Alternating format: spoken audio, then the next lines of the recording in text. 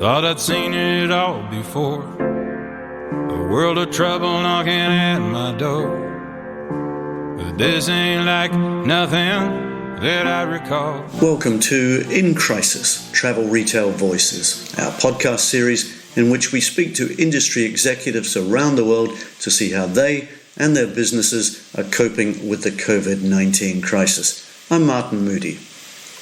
Today's episode features Rüdiger Behn, Managing Director of family-owned German drinks company Waldemar Behn, now in its fourth generation, and owner of a portfolio of strong brands from Danske to Dooley's to the enormously popular fig vodka Kleiner Feigling. Now, the Behn story is a compelling one. Perhaps the most fascinating aspect, certainly in today's context, is that its origins trace back to an epidemic. The Behn family hailed from Hamburg in the 19th century, but after completing military service in 1872, Rüdiger's great-grandfather Waldemar was not allowed to return to the Hanseatic city because of an outbreak of cholera. As Waldemar's father had been a brewer, his son started opening kiosks, selling beer to the workers who were digging the Kaiser Wilhelm Canal, the Kiel Canal linking the Baltic with the North Sea. It was the 1st of October 1892, and that's how the company was established, very much a temporary business model. It's an impressive tale of survival, one built on values expressed on a sign outside group headquarters in Eckernförde in Schleswig-Holstein on Germany's Baltic coast. The sign reads, "Courage, strength and independence since 1892. In the face of a global pandemic that has had a devastating impact on the German economy, Behn needs to draw on those values as never before, as Rüdiger told me in a phone interview last weekend." How are you doing? Well, from a personal point of view, luckily, I'm healthy. The entire team is healthy with one exception, but it seems no corona. But all the others are fine, and so from that point of view, we can't complain. But business-wise, of course, it's a total disaster. But this is what you expected to hear from me, because this is what everybody says, I guess. Yeah, just tell me, Rüdiger, you obviously have a mix of travel retail, which I know well to be a disaster. How's the on-trade, the domestic business around your key markets, Germany, but also elsewhere? That's clearly affected by lockdowns, but is still happening, as it were. The on-trade isn't, of course, but the off-trade is. So just talk us through that, if you will. No, the off-trade, of course, in Germany and in some other countries is still existing, but or the off-trade, sorry. Yeah. But the on-trade is, locked down here in Germany and in a lot of other countries. Yeah. And, if we look a little bit further into the upcoming future, it won't change dramatically. This is what I'm afraid of. Yeah. Because where we will see a reopening of bars and restaurants beginning of or mid of May, probably. But this will be a very, very careful opening. So the capacity will go down by 50%, and probably they will do the same as in Austria. They will urge you to close your bar at 6 p.m. So that means there won't be a real beverage business, at least not for alcoholic beverages. Yeah. And all bigger events, concerts, theaters, whatever you can imagine, big city parties or something like this, they will be forbidden at least till the 31st of August. Yeah. So that means that's completely done during this year. And nobody knows what will be in September and October. I'm not sure if we will see us in Cannes this year. TFWA, of course, tried to make everything a little bit easier and a little bit cheaper. But are you sure that this exhibition will be allowed? Do the French people want to have the next cluster in Cannes and Nice? I'm not sure. No, it's a very good question, very difficult question. Difficult one for TFWA, difficult one for exhibitors, difficult one for buyers who are thinking of going there. I don't think the answer's clear at the moment. It's obvious that TFWA is holding on and hoping the situation improves, but one has to say it looks very, very grim out there across much of Europe, France, of course, and your country, over 146,000 cases now and rising fast. Yeah, but it's getting better now after this shutdown, where we got a lot of recovered people. So for the time being, we have about 50,000 people sick with corona, which is not that bad. No. And we have all our hospitals more or less empty for the time being, because everybody prepared them to be alert for the upcoming wave of corona infected people. Yeah.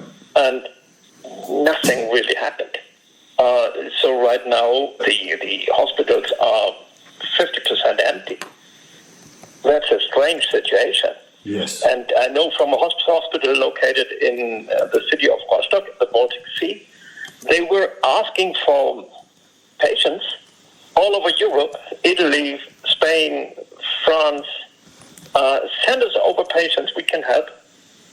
They really didn't got an answer. No answer so far. Gosh. So it is a very, very bizarre situation. Yeah. And looking to the people who are passing away, unfortunately, but their average age is 80 plus. Yeah. And all of them, as far as we know, or let's say 95% of them, would have been died during this year anyway. Yeah.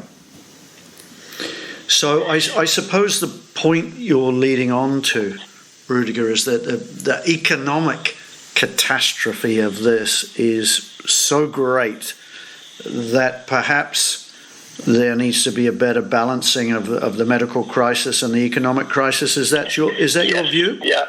That's my view. Yes, that's my view. A lot of people will pass away not because of corona, not because they were ill with corona.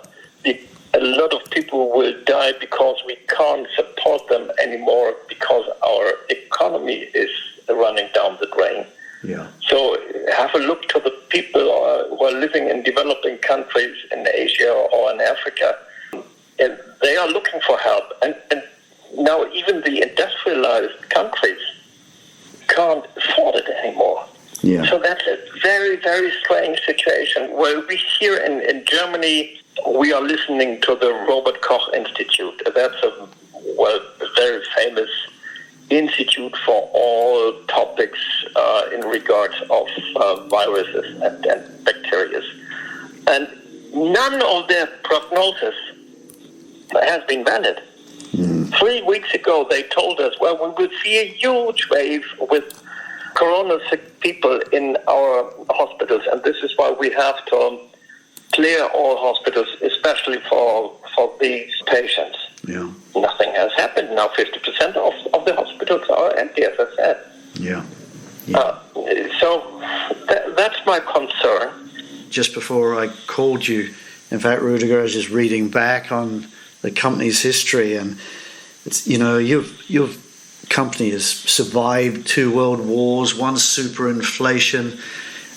It was founded, in fact, I remember you telling me the story, by your great-grandfather who had come from Hamburg and then wasn't allowed to go back there after military service.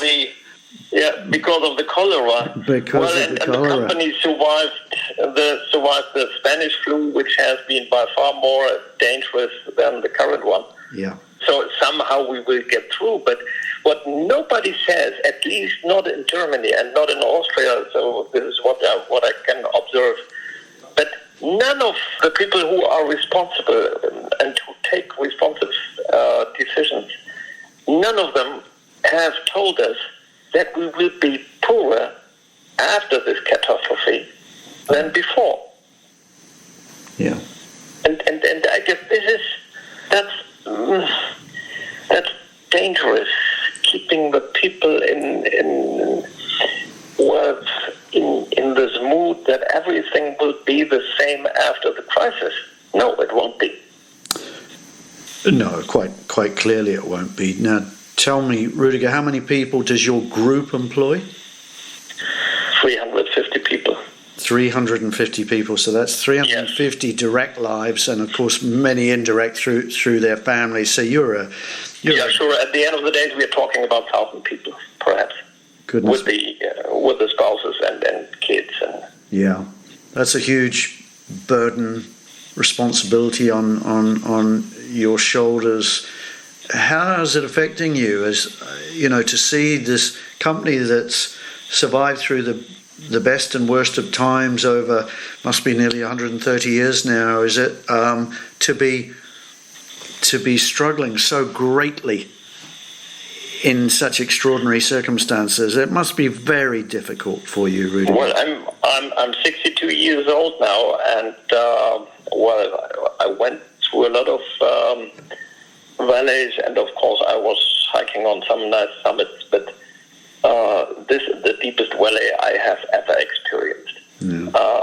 And I have no idea if we can keep all people, all our employees. I can't see this for the time being, to be honest.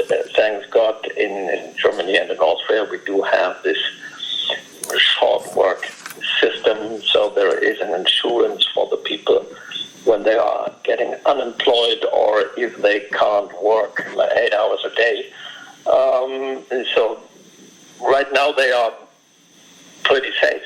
But I guess we will see a rising unemployment rate in all countries, and not as bad and as worse as we see it in the United States. But I guess we will be smaller after this crisis.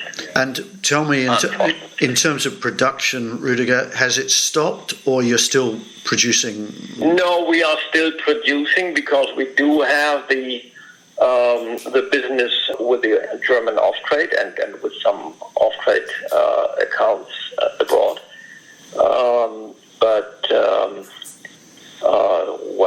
We run down more or less by 60% or something like this. So on a level to 40% of what we have seen before. Yeah, I'm very sorry to hear this. It's very sobering to hear the representative, the fourth generation, in your case, representative of a family firm, really with that. And the fifth generation is in the waiting loop. So yes. Everything. I wanted to transfer a proper company to the next generation, but for the time being, I can't guarantee it. No, well, I'm sure you will do just that, because better times are coming, and you will be doing everything right.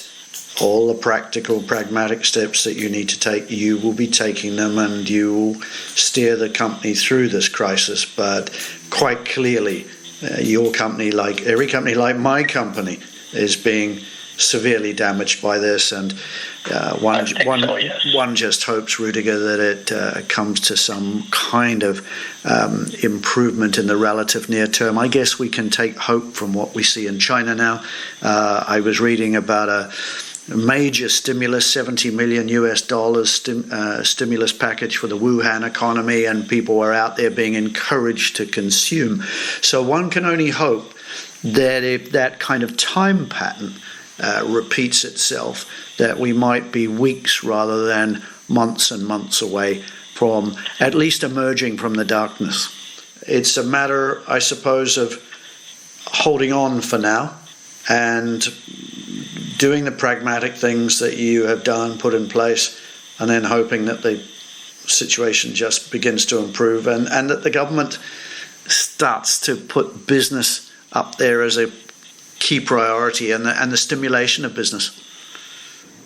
Yeah, and it took a little while before they acknowledged that they have to support economy somehow. Yeah. But anyway, yeah, hopefully we all will come through this disaster more or less healthy, business-wise and personally anyway. And I know your company is damaged hardly. But, well, we are all in this aviation business at the end of the days and looking to the big airlines, and they are more or less down. Yeah. But luckily, they normally get rescued by the government. Yes, indeed. The airports and the airlines hopefully will continue to... they will continue surviving because they are, system-relevant infrastructure. Yeah, absolutely. They have to survive. Absolutely. No doubt. Yeah. Yeah, no... Anyway, Martin, was nice speaking to you, and, hopefully we will see us in Cannes, although I'm a little bit afraid that we won't see it there. But let's see what the future comes up with. If the Cannes show happens, it's going to happen. It's going to be the second Wailing Wall, I guess. Because we will tell each other how bad the situation is. Yes, I've never heard a trade show referred to as a Wailing Wall before, Rüdiger. Yeah. So human. Yeah, but that's going to be too big.